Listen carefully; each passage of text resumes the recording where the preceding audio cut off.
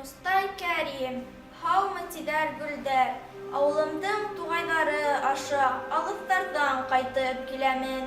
Шишмәләргә ятып һыуҙар эсәм, һәм эйелеп өҙәм еләген. Гөлдәр миңә һаумы тиҙәр, талғын елдәр иҫкән сағында баш эйәләр. Бер мин генә түгел, улар да ахырыһы мине һағынған.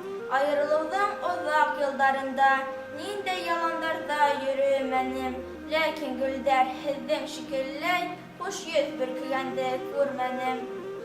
Хәтерләйем ошо туғайҙарҙа бик күптән гөлдәр үҫкәнен.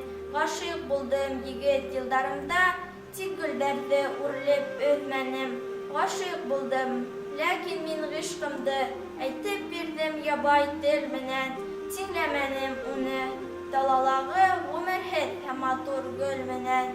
Улар һаман һаумы тиҙәр, алдарыма хуш еҫ сәсәләр.